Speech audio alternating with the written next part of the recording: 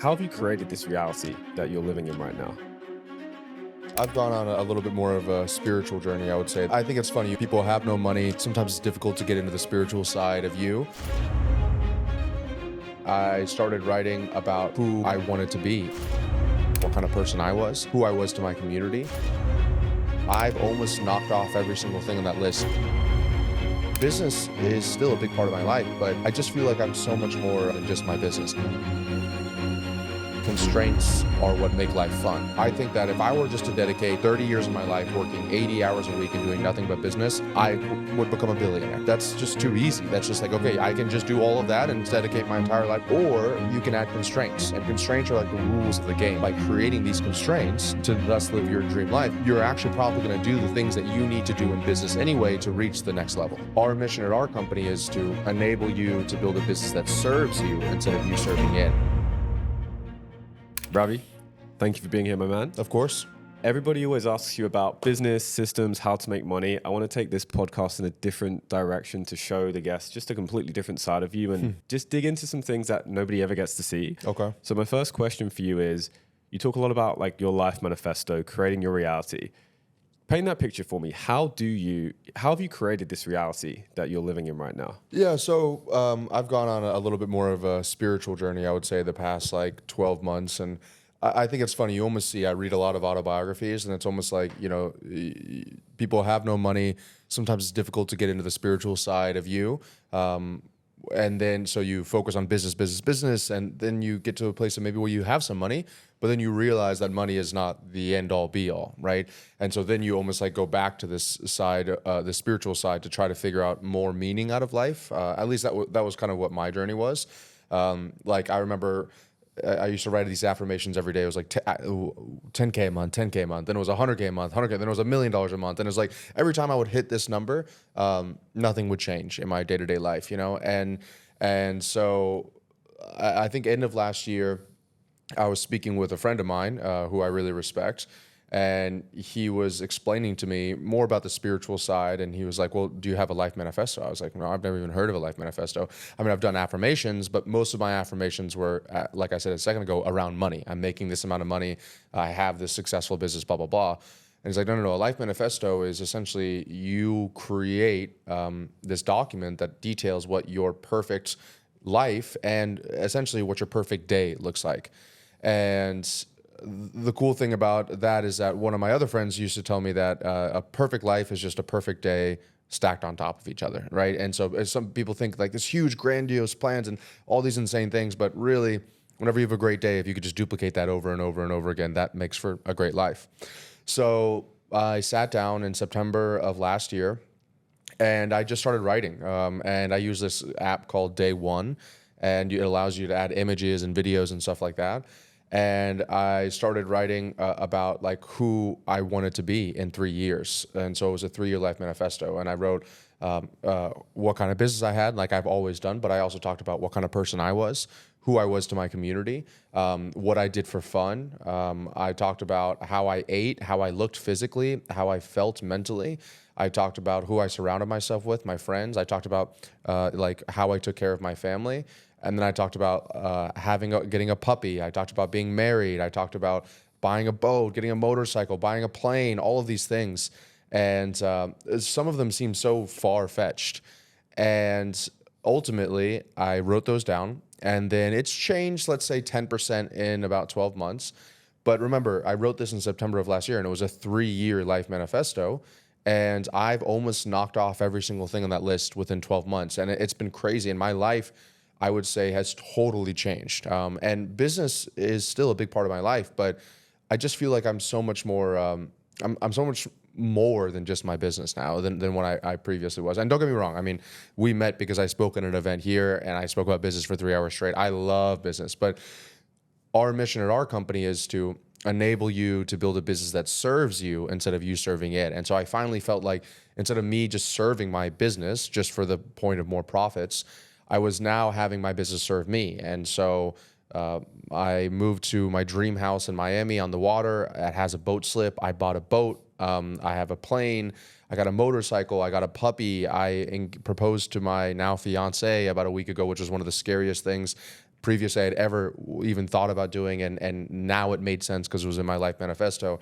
I take care of my family. I invest in my friends and family. I go on trips with people that I care about and I can love and learn from.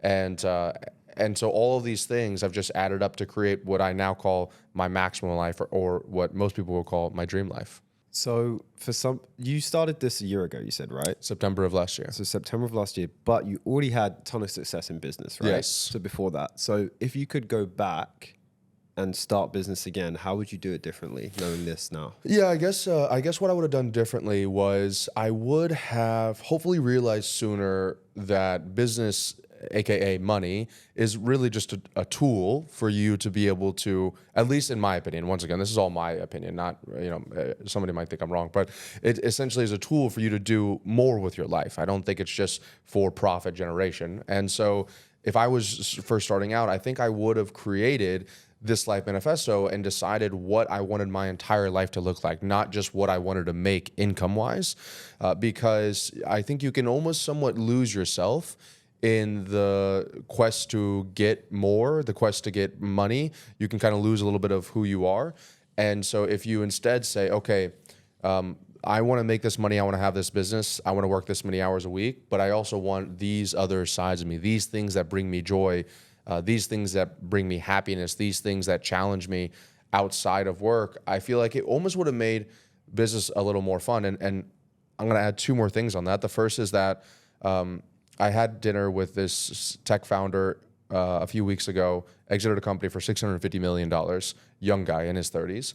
And, I was talking about exits and all this stuff. And he's like, look, man, just don't be in such a rush to exit your company. Because he said, okay, you make $650 million, but realistically, you've already made enough money that that's not going to change your life that much day to day. And also, what are you going to do as soon as you get done? Your entire life you've dedicated up until this point to get this exit, you're probably just going to go back and start another business, right? Except for now, you don't have the team and the systems and the process that you had on the previous company. And so a lot of people are like, oh, let me hustle and grind in my 20s so I can like exit and live this whatever lifestyle that I want in my 30s. And I think that I challenge you to maybe do both at the same time and don't be in such a race to just get this part of your life over with, and instead live through it all day to day. And the second thing is that one of my own personal values and a principle I live my life by is that constraints are what make life fun. So I think that if I were just to dedicate 30 years of my life working 80 hours a week and doing nothing but business, I would become a billionaire, right? I truly do believe that, or at least multiple nine figures, even just on the track that I'm on right now. But like, I know this sounds weird to some people listening to this, but that's just too easy. That's just like, okay, I can just do all of that and dedicate my entire life to that. Or you can add constraints, and constraints are like the rules of the game, right? So constraints could be like, okay, I want to make a multiple nine-figure net worth, but I also want to do it while being a present husband, while being a present father, while having less than 10% body fat, while investing in my friends and family, while giving back to my community, while donating to charity. And so it's like, okay, now you have these rules. And so now it's like, okay, well, then I can really only work 6 hours a day. So then if you can only work 6 hours a day, now you decide, okay, well, I'm not going to do all this silly little stuff that makes me thousands of dollars. I really need to only be spending my time on stuff that makes me hundreds of thousands of dollars or millions of dollars, right? And then you get into leverage. And so ironically enough, by creating these constraints to thus live your dream life, you're actually probably going to do the things that you need to do in business anyway to reach the next level. There's a quote by Tony Robbins, and he says, success without fulfillment is the ultimate failure. Was there ever a time in your journey where you hit maybe one of those milestones and maybe it wasn't what you thought it was? Absolutely. I would say multiple different times. Like I think at least in my industry, it's like, there's always like 10K a month, 100K a month, $1 million a month. Those are like the three big ones. And just every time I hit one of those, it was like, I mean, the biggest thing that pops in my head, and I talk about this sometimes, is my first ever live event I threw was in Miami. It was called Scaling with Systems Live. I think it was in 2021. We had about 250 people there. I made an offer from stage for $50,000. And in 1 hour, I made $1.4 million. And I remember getting off stage, my sales director coming up to me, telling me that we made the 1.4, and my team's going nuts, right? And I just remember being like, okay, you know what I mean? It was just like nothing, like I said a second ago, nothing was really going to change in my life so much. And we had been planning for this event for like 6 months, right? So it was like this huge buildup, and all, we had wanted to. I originally wanted to do 500,000, and luckily I had somebody with me that was like, no, I think we can do more than that. So then we almost 3x what the original goal was, and still it was just like there was no ticker tape parade. There was no like people weren't coming up and congratulating me. It wasn't like when I came home, people were looking at me different. It was just like I just hit the number, and so. Luckily at that time, I had already started to develop myself differently outside of just business. And so I think that was a great example of me realizing that, okay, this number doesn't matter, because even if it was $10 million or $100 million or $1 billion, that won't change who I am on the inside. And so I actually feel super fortunate enough that I realized that arguably early on in my entrepreneur career, so that I didn't do what I think a lot of people do, which is what I talked about that gentleman said that he did, which was essentially sacrifice 10 to 15 years of your life for a huge exit, like a 9-figure exit, only to realize that you might have given up the most valuable thing that you had, which was time. So there's probably people listening to this right now who have maybe followed you for a while. Maybe they're really focused on building their business, and then they're hearing this message, which is almost like counterintuitive, right? So to the person who is, say, like on the come up, they're like building their first or second business, how can they like integrate this wisdom from you now, maybe 2, 3, 4, 5 steps ahead of them, into their life? It's a good question. Yeah, it's funny. I mean, when we first started, you were like, let's talk about something that you don't really ever talk about. So that's why, and I don't know all the answers, and so I'm going on through this journey myself, right? I'm just talking about my own personal experiences. So I might not even have all the right answers, or for people that are listening to this. But I'd say to those people, if you actually listen to my message, I'm not saying don't work hard, and I'm not saying don't build a business. I'm saying that don't let that be your entire identity, right? And what I'm also saying is that if you were to create this life manifesto, which I think it's actually the first thing we do with all of our clients, is that we work with them to create their life manifesto, those that want to create it. And if you create this life manifesto, then almost to me as well, it makes business a little more fun, because now okay, I'm working hard so that I can unlock this next level, so that I can, whatever it is, buy a plane, so I can buy my mom a house, so that I can go on these trips every year, so I can create experiences for my friends, so I can take care of the people that took care of me. It's like now business becomes a little bit more, like I said earlier, a tool in order to create this dream life, versus business is the end game ultimately. So I think that anybody that's doing this, they're hustling, they're working on their first business, their second business, they're trying to hit this revenue level. I think all of that's amazing, but I think that you should create a holistic life, hopefully maybe using this life manifesto, and then create constraints around business. Okay, Ravi said that maybe don't work 80 hours a week, so let's work 40 hours a week. So maybe all that time you're spending dicking around on your ClickFunnels landing page or changing your logo or whatever else it is, realize that that's not really going to make you the money that you want to make. And so instead focus on making sure that your time is as humanly leveraged as possible. So you're getting $1,000 an hour for your time, $2,000 an hour of time, $5,000 an hour of your time. And ironically enough, that'll actually be the thing that helps you grow your business faster than anything else. I've never heard anyone talk about constraints in a way that you do, where it's almost like fun and like a game. Like, how did you like come to that mindset? So I actually, what happened was, just like anything else, was a personal experience. So I actually, a year ago, I took almost like 30 days off of business completely. I was like, okay, let me see what life would be like if I just didn't log in. And it was around my birthday. I went to Switzerland, stayed at this resort, like on the edge of the world, essentially. Didn't talk to anybody. And I did it where it was essentially like, I had spent a good bit of my life doing business 24/7. And then I spent these 30 days pretty much doing no business at all.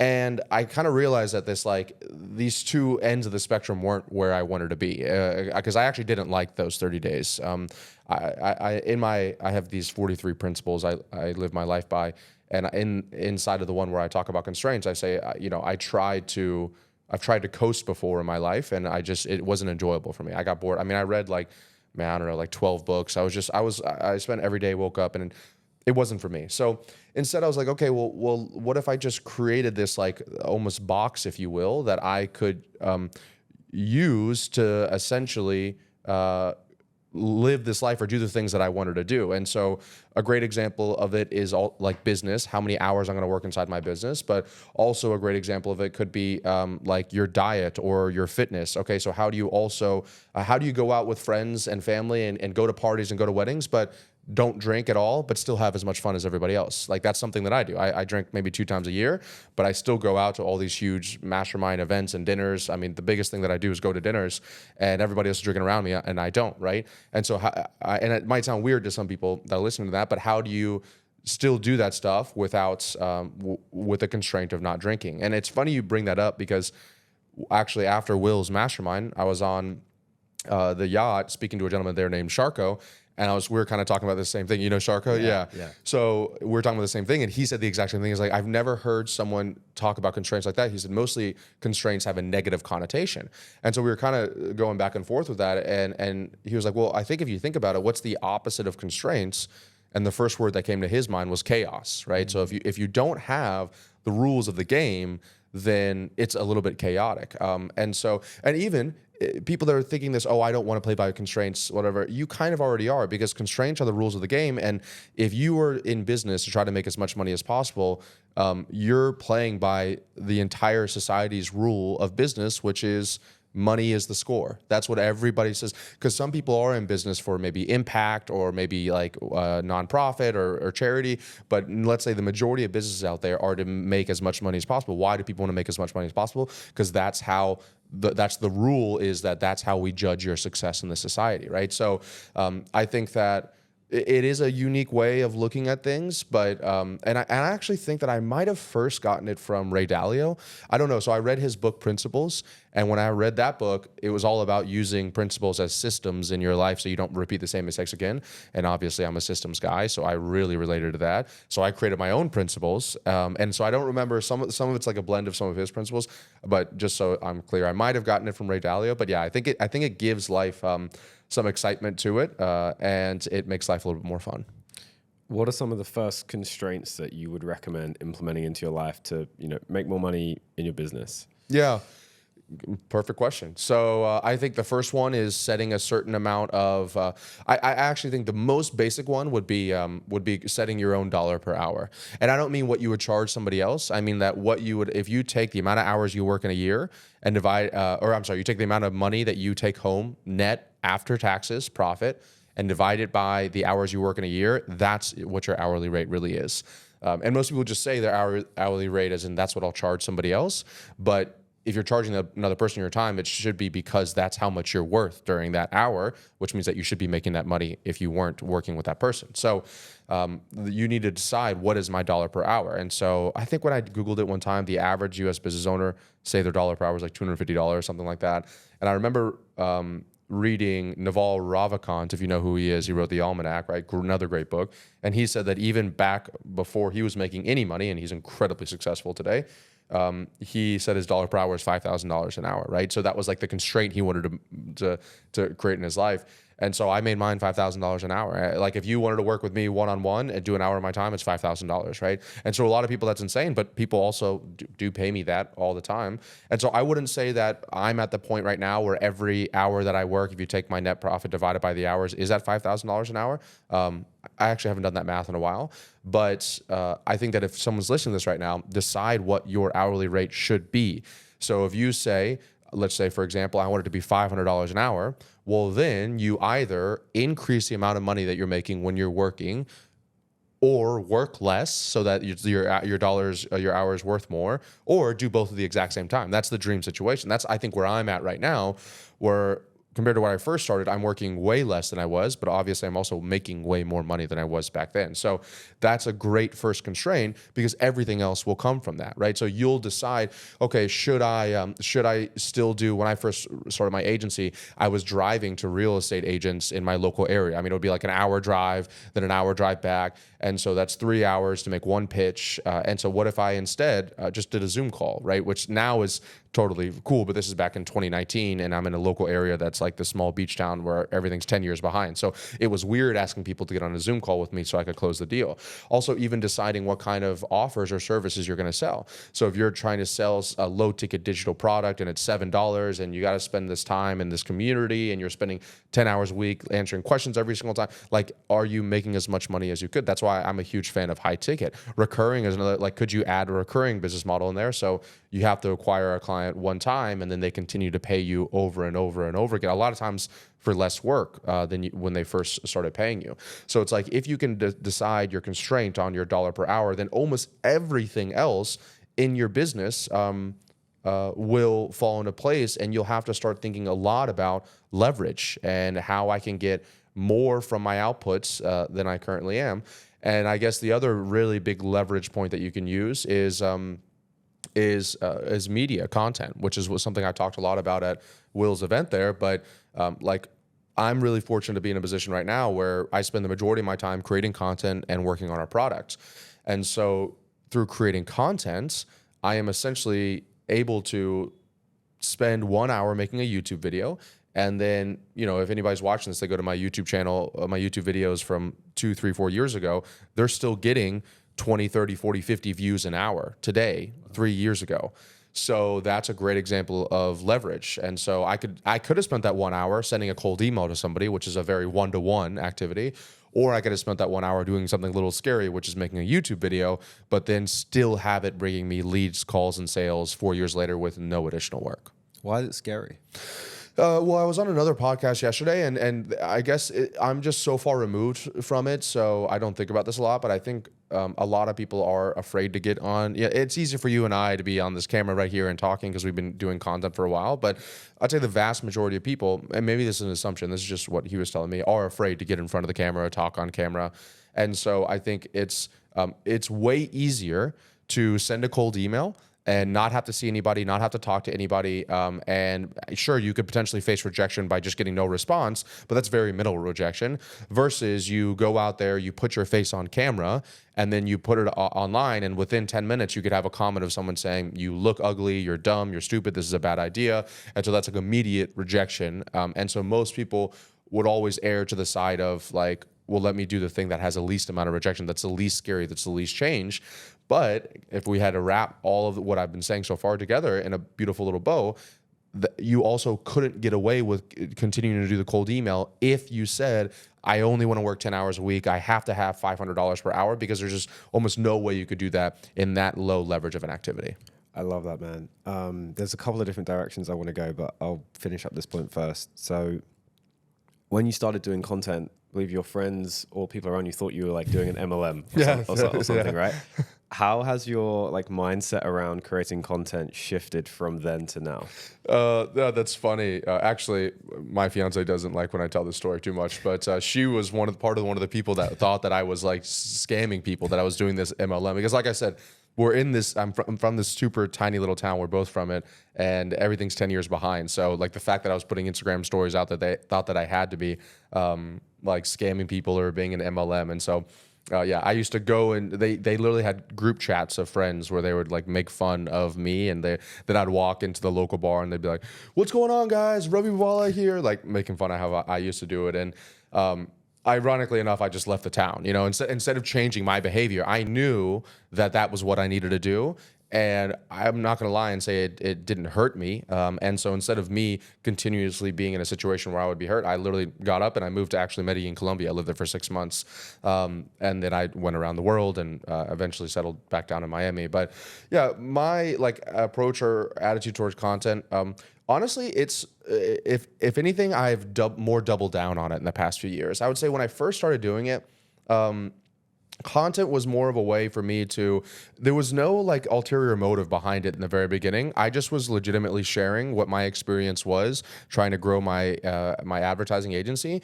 And remember, I was in that town where nobody really understood what I did. Everyone thought I was like either scamming people or I was like a cam boy or something like that online. No one really knew how I was making money from my phone.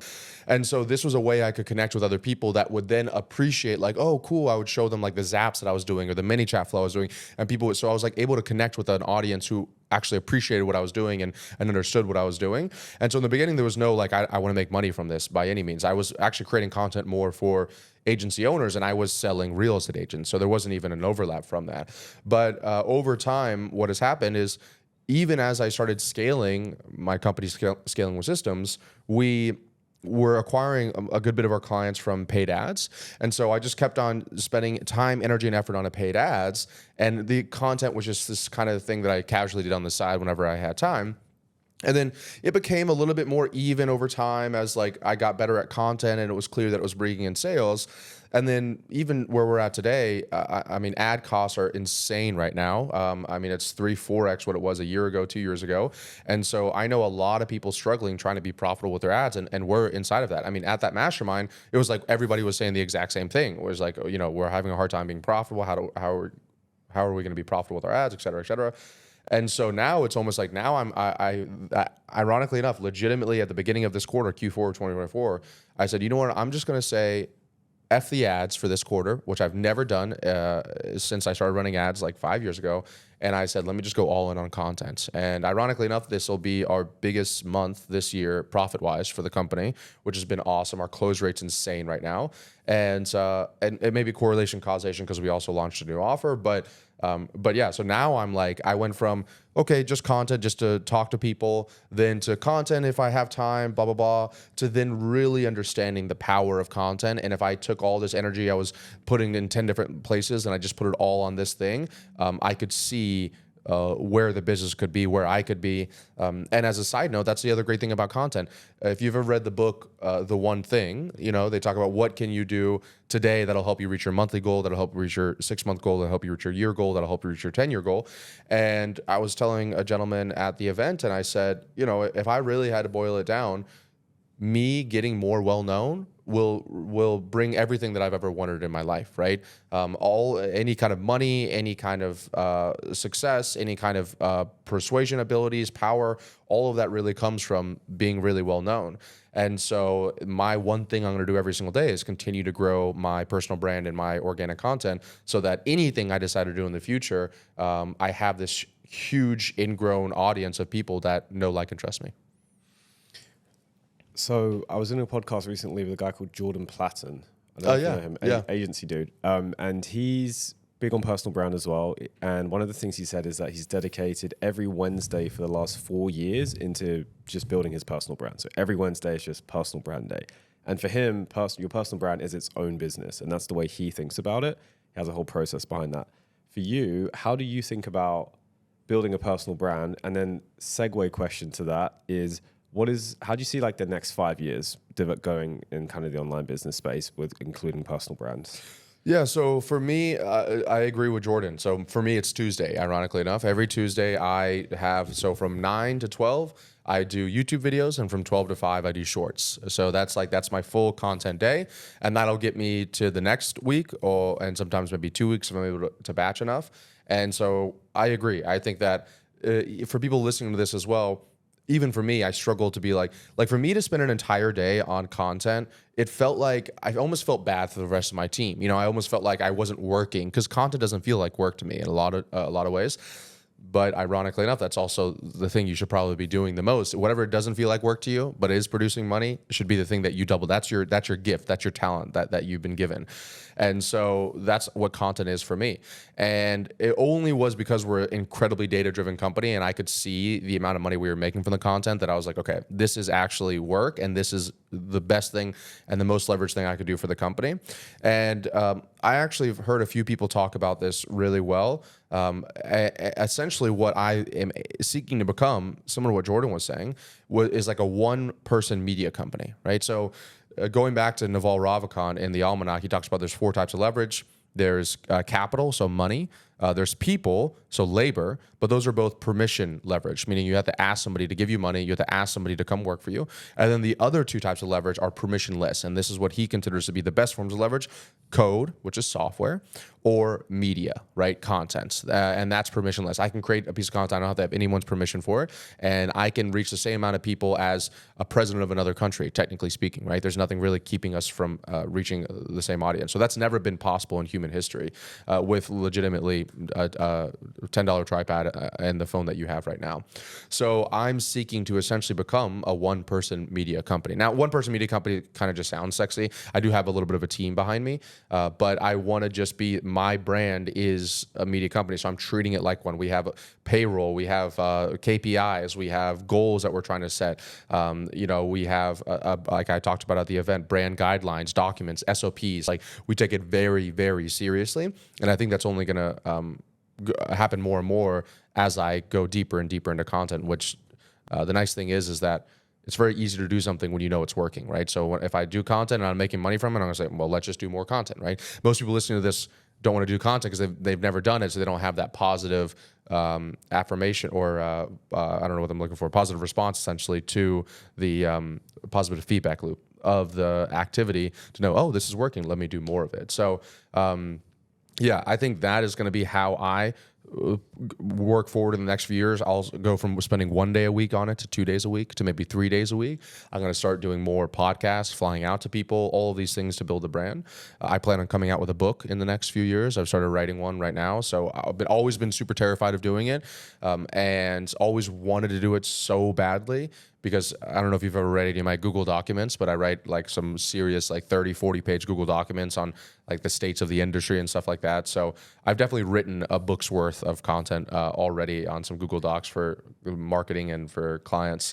And I'm excited for that. And I never would have had time to do that because I was like, oh, it's not important. I need to do this other stuff. But now that I'm this one person media company, anybody that I kind of look up to that's doing really well as far as like media is concerned, almost all of them have a book, right? And that's a really great way to distribute your brand out there, especially in a medium that's a little bit unique to everybody else. So that's my goal. And then as far as the industry in the next 5 years for personal branding, I said it at the events, but if you boil it down, especially in, let's say, the online business industry, most people there, you're not necessarily doing something incredibly unique, right? Like, everyone's doing something somewhat similar. And if your uniqueness, you think, is the fact that you've helped this many clients or that you're the best at helping clients, guess what? Everybody's going to say the exact same thing about their business. And the other issue is that even if you do have something that's unique, let's say there's a slight arbitrage of what you can do versus somebody else, it's not going to take very long for somebody else to be able to do the exact same thing. And if everyone think that, some people think that's not the case, look at SpaceX. You now have legitimately multiple commercial rocket ship companies that are working and racing to be able to bring people on a commercial basis to space. So I'd say that's probably a little bit harder than your advertising agency that you think you have an arbitrage in right now. So if eventually everybody's going to be essentially all the same, then what can you compete on? Well, you can compete on the one thing that nobody else has, and that's you being you having your personal brand. And I think that a personal brand is one of the best unique mechanisms that an online business owner can have, because all things being equal, 3 years from now, if you're, let's say it's SEO services, if you're offering SEO services and somebody else is offering SEO services, and I've watched 30 videos from you and I've never even heard of this other person, who is obviously am I going to go with when I want to do SEO services, right? And what if this other person even said, I'll give you 100% money back guarantee and I'll charge half of what you're charging? I'd probably still go with you, right? Because I trust you more, and I don't know if this person's going to stay true to their word. So I think that those that aren't like kind of jumping on this personal brand content train today, I think in, let's say, 2 to 3 years, you're going to be really sorry that you haven't, because you're going to have competitors that are, and by that time, you're going to be really desperately trying to play catch up. I've seen that in my own space, like backgrounds from running an agency, went through the whole crazy guarantee area of just who can make the bolder claim. And then it was actually applying a personal brand to my agency, which actually gave us the edge. And now we don't make guarantees. Love it. For the Same with us. We removed our guarantees as well. It's funny. It's amazing. The pendulum just swings so far to one way. You just like do the opposite thing. Exactly. Right? Okay. So I really want people to be able to go and take an action step from today, whether it's making content or whatever the most important thing is. I believe that one of the things that stops us back is just fear. It's fear, right? And it might be fear of being judged by people around you. It might be fear of not feeling good enough, whatever it is. One of the things I did at Will's Mastermind was a breath work, and I've been doing a bunch of those with like different entrepreneurs. Did some with Jack Hopkins a couple of days ago and some other guys.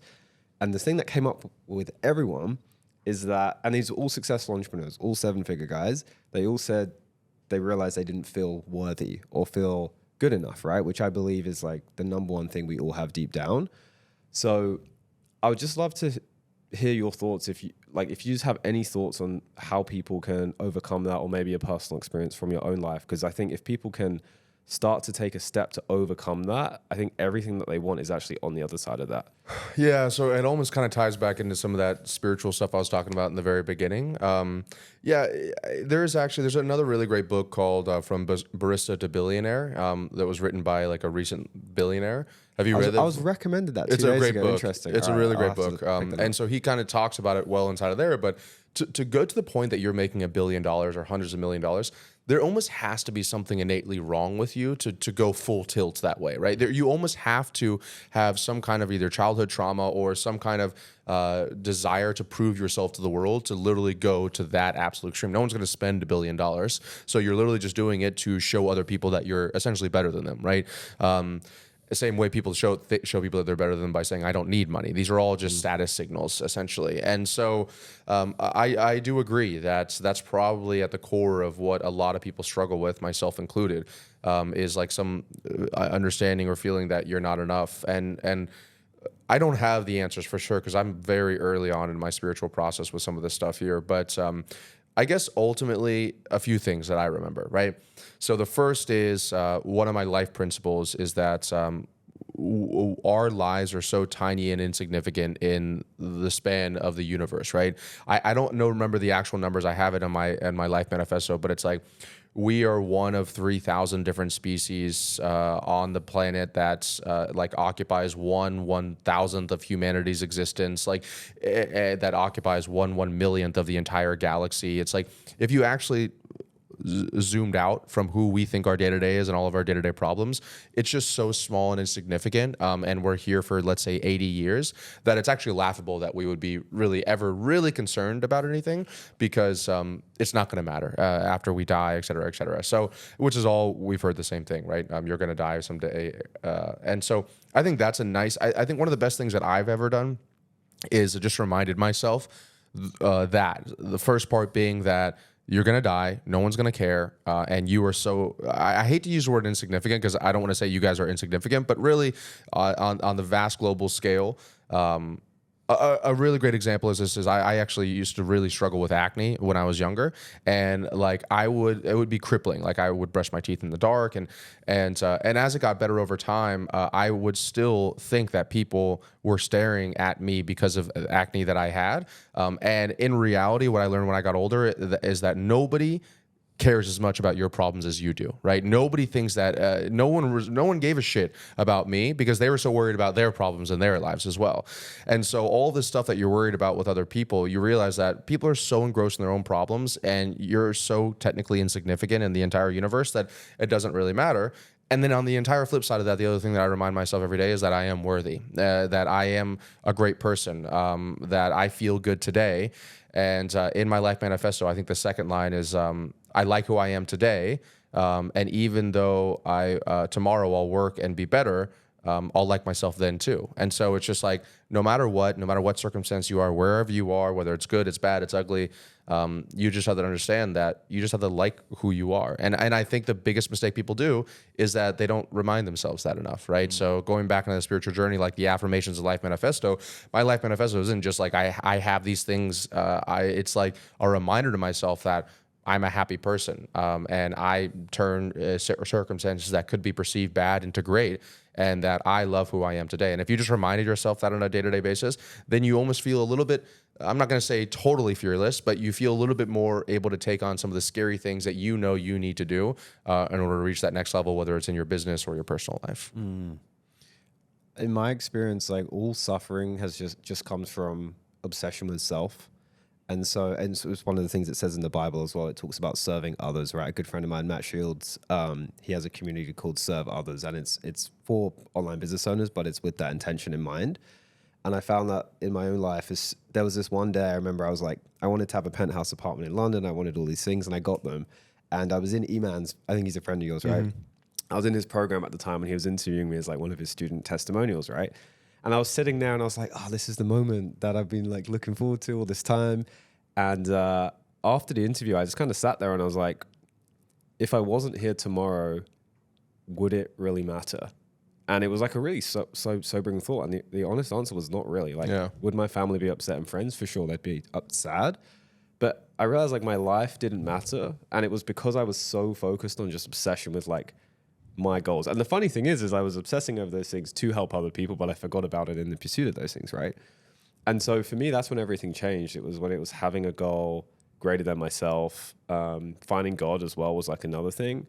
But I'll be curious for you, like, have you had any moments like that where you've maybe had those like shifts in perspectives? Yeah, I think the book I'm reading right now and the kind of on the spiritual journey, it's like they call it the emotional guidance system. So it's like more about you're really good at identifying what you should or shouldn't be doing, like just what brings you joy and what brings you happiness. And I think life is more about doing more of the things that's your body's and spirit's way of telling you that this is the right thing to do. And if you hate doing it, then and you feel anger or jealousy or greed, those are the things you should stay away from. And so by focusing on things that bring you happiness, that's like supposed to bring you towards your true version of yourself. And what I realized, because in addition to my life manifesto, I also journal. And so I write down the things that I did and things I liked and I didn't like. And one thing that constantly showed up was that anytime, and this is going to sound so silly and insignificant, but anytime that I would go out with friends or family, and these are people that I loved being around, I could learn from, and they enjoyed the experience as well. I had more happiness than anything else in my entire life, right? And I even mentioned a little bit earlier that like going out was a thing that I'd love to do. And so that's part of my life manifesto now. And I know it's not like I'm donating to African like wells, and I'm not like giving all this money away for charity, but I'm actually a really stronger proponent, and I'm not saying that stuff doesn't need to be done, but I'm a really stronger proponent in the effects that you can have on your immediate community around you, your friends, your family, those that look up to you, et cetera, et cetera. And so whenever I kind of got out of like, okay, everything's for me, and instead I got to how can I put myself around other people that are kind of vibrating the same way that I am, and how can I also take care of those other people, like buying the dinner for them, or for example, taking care of my mom. That stuff, it's almost more fun to give away money than it is to kind of make money, and a lot of the people that I work with, and I'm friends with, whatever, go to dinner. Honestly, a lot of them could afford the dinner no problem on their own. You know what I mean? But it's not that. It's that I'm essentially in some ways being selfless and taking care of those other people, and I've been doing that for the past 4 to 5 years. And I know people are gonna listen to this and think I'm so out of touch with the world because they think, oh, like I should be saying something about God or something about like homeless people or people in Africa. But for me, it's always about the people that are the closest to you. And maybe it's because selfishly I can see the immediate reaction to the good that I'm doing, where if it's something that it's totally outside of my eyesight, my vision, I'd have no idea whether this was working or not. It kind of ties it back into that positive feedback loop I talked about earlier. If I'm able to pay my mom's rent, if I'm able to take my fiance's brother and his friends out to dinner, fly them down to Miami, right? The experiences they would never have otherwise or not at this age.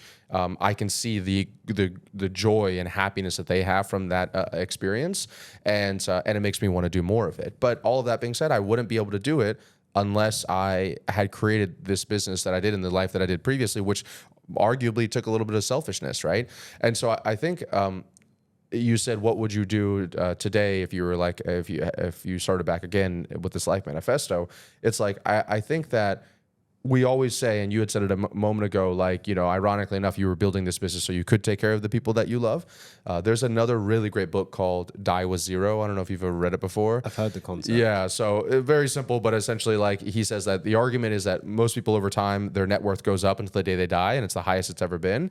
When he argues that it should be, it should go up, peak when you're in your middle of like 30s and 40s, and then actually go down as you're spending it all the way down to when you die with zero. That's the idea behind it. And the argument is, oh, well, why don't you want to give your kids something? And why don't you want to give charity something? And his argument is like, well, if you want to do all that stuff, do it while you're alive, so you can see the benefits of what you're doing. And so I kind of subscribe to that a lot, right? And so if your plan is to die with zero, then the person that's listening to this and is saying what you said and what I used to believe as well, which is like, oh, I could only do this because I am where I am today, and it's only because I've saved all this money and worked so hard and had this like huge offset between my income and my expenses. Well, I think that even 2 years ago, 3 years ago, when I was starting to make a little bit of money, I think that if I had started giving then, I probably would have been happier back then, right? I don't think I've been this level of happiness, or at least this level of awareness around my happiness as I am right now. And I don't think it's because I have all this money. I think it's because I'm doing all of this stuff. And I think that even if it's on a smaller scale back then, like picking up the occasional bill, buying the Starbucks thing for the person behind you, the money is the easy way to do it, because that's the thing that people lack a lot in this world. And it's the thing that's needed for a lot of things in this world. So even if back when I was making, let's say, freezy numbers, I was taking home like 200 grand a year, 300 grand a year, I could have easily afforded to probably start taking care of my mom then, or taking care of family members that needed loans and stuff like that. But I thought I was kind of more scarcity mindset back then, and I was trying to like hoard everything for myself. I think that if I had rewritten that life manifesto back then and been like, okay, I want to be a positive impact on my community, I think that if I had done that earlier, I could have started doing that earlier without needing as much, let's just say, for lack of a better term, wealth that I have today.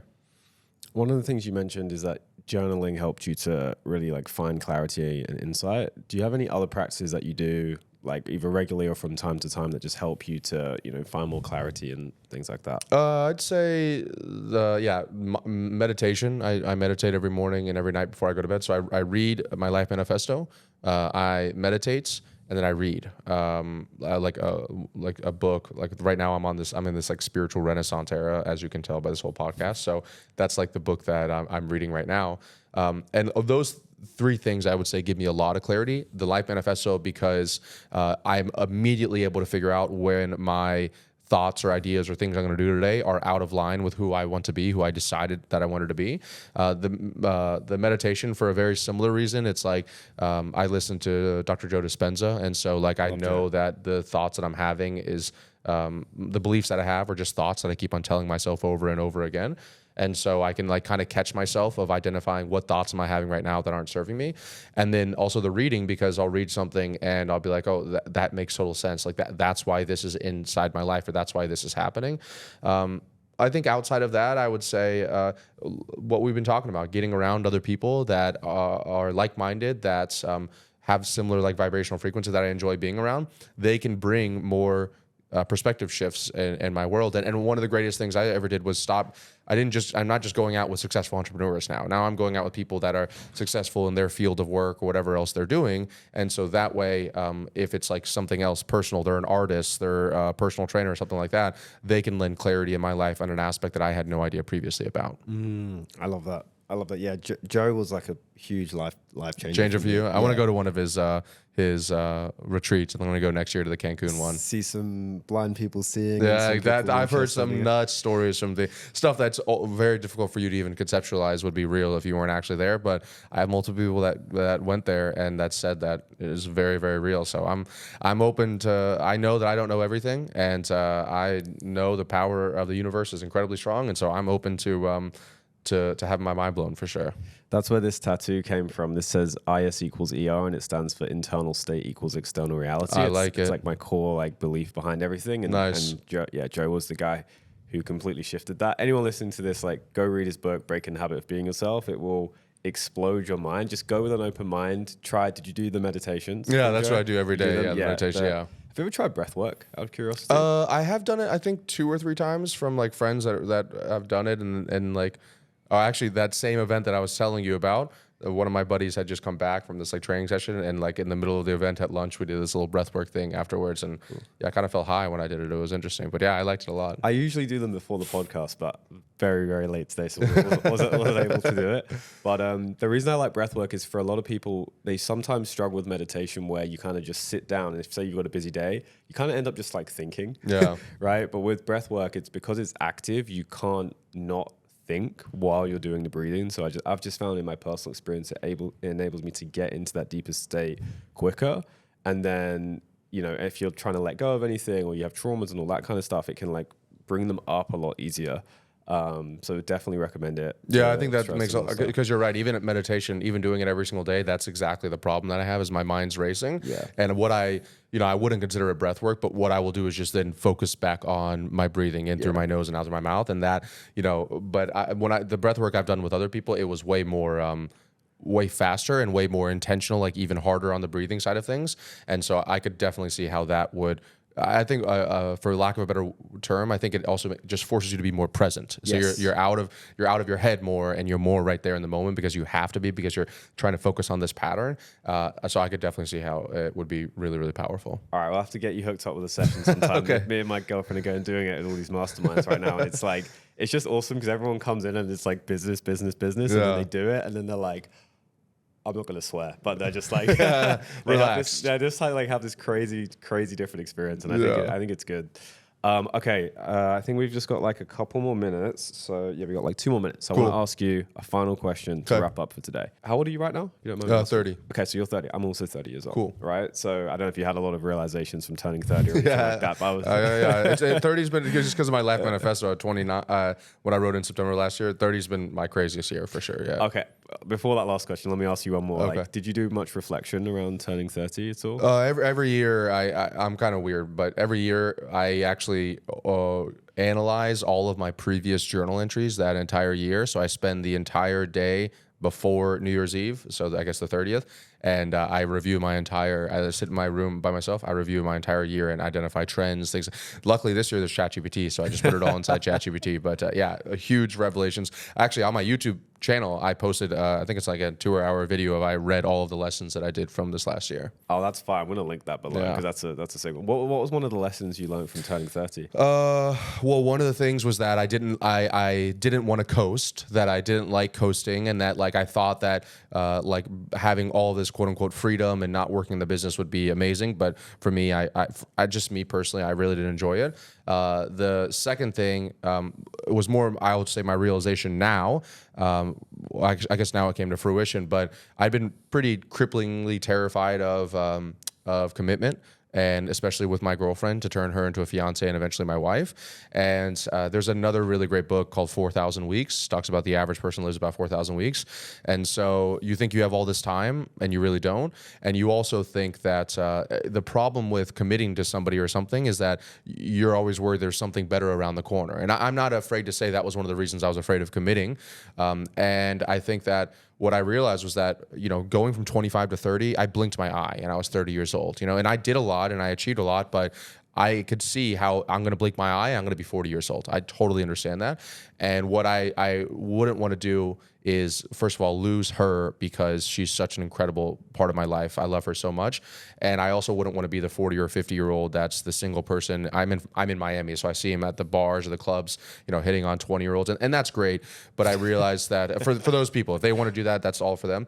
But I realized for me, I get a lot of joy in the depth of a relationship and really getting to know somebody. And I realized just like there's compound interest in investments, like in S&P 500, whatever else it is, I think there's compound interest in relationships. And so that was a huge revelation I had when I turned 30, was like, wow, instead of trying to have all these surface level relationships with all these different girls, what if for the next 50 years of my life, I just got to know one person so well, and that person got to know me so well that we were in essence soul partners, that our souls were intertwined. And so that was like probably the biggest realization. And that was a thing that finally allowed me to give myself permission to propose to her, which I did a week ago. Wow. Congratulations. Thank you, I'm my very man. happy for you. And it was also an amazing moment at the mastermind when she came and gave you, I think it was either like your laptop or some supplements. It was or an something. Advil, yeah. It was because I slept on I have a bad shoulder. I slept on my shoulder weird. She came up, yeah. Oh, see, I thought that was part of your like supplement routine or something. I thought it was like 3 p.m. This is the midday supplements. No. Right before I get on there, I just was like, hey, my shoulder's killing me. Will you give me the Advil? But yeah, and then everyone give her a round of applause. Yeah, she's a huge supporter of everything that I do, and it's funny. She's actually kind of launched her own little program because a lot of people, both men and female, asked like, okay, well, like, because they know me so well, the females are like, okay, well, how do I find a man that's, because I like to think I treat her very well. Like open every door for her. Like she lives this pretty incredible life, but I only do that because she serves me so much. So we both try to serve each other as much as possible. And I think a lot of, I know some people tell us that that's an inspiration to other people. And so even right now she's doing like a coaching session with somebody. And so that's like kind of become her own little business as well, which it's been cool to see her grow into that person as well. Power couple. Yeah. Well, I mean, this is just what other people tell us. I don't, with all due respect to everybody else, I just want to do, like I said, on my emotional guidance system, what makes me feel the best. And what makes me feel the best is serving her, is seeing her happy. One of my favorite things to do is to see her either smile or laugh. And so like anything I can do that brings that to her, I'm more than happy to do it. And it's almost in a selfish way because that then makes me feel better, right? So I'm not afraid to admit that. And whether you believe in God or not, that is God's work because it's serving others. All right, last question. Sure. So you're 30 years old. Obviously, you've already had an incredibly successful life in all areas that you've chosen to pursue. But we're going to fast forward all the way to the last day. Okay. Whenever that is, you've made billions of dollars. You've impacted however many millions of people. You've got this beautiful family and all the people that care most about you around you on that last day. Now, everything that you've accumulated materially, you can't leave behind to them. It all gets wiped. But you can leave them with one piece of wisdom or some parting advice. What would you tell them? I guess what I would say would be to try to stay as true to yourself as possible. And that I think most people don't spend enough time identifying who their true self is, and that they spend most of their time being who somebody else wants them to be. My entire life was almost totally different because my dad wanted me to be a lawyer, and I was on that track. I had never even thought for myself for 1 second whether I wanted to be a lawyer or not. It wasn't until he got lung cancer that it made me kind of stop and see like, oh wow, life is very finite. And so I feel that most of the time we're so busy and so distracted and so, for lack of a better term, brainwashed by what everybody else, even those that love us the most, want for us, that we don't really even know what we want for ourselves. And so I think that's why the Life Manifesto is so powerful, because without any kind of exterior motivation, without somebody else telling you what to do, you are deciding, you're the creator of your own universe. You're deciding what makes you happy and what you want your life to look like. And the best part is that you can make that a reality. But the problem is that most people don't create the reality that they want. They create the reality that other people have told them that they should want. And so if you stay true to yourself, I'm in my very naive understanding, I think that's the only way you can achieve real happiness. Beautiful. Thank you, brother. We'll have everything linked below for people to come and find you, but is there anything you want to share before we wrap up for today? No, I appreciate you having me on. This has been amazing. Great questions. Yeah, definitely a bunch of stuff I don't usually talk about. Hopefully people don't think that I don't like business anymore, but but yeah, if anybody wants questions or wants to talk to me about any of this stuff, they can just hit me up on Instagram at my name, Ravi Abuvala, or any of the other channels for sure. Amazing. Thanks, bro. Thanks, brother. Thanks for having me on, man.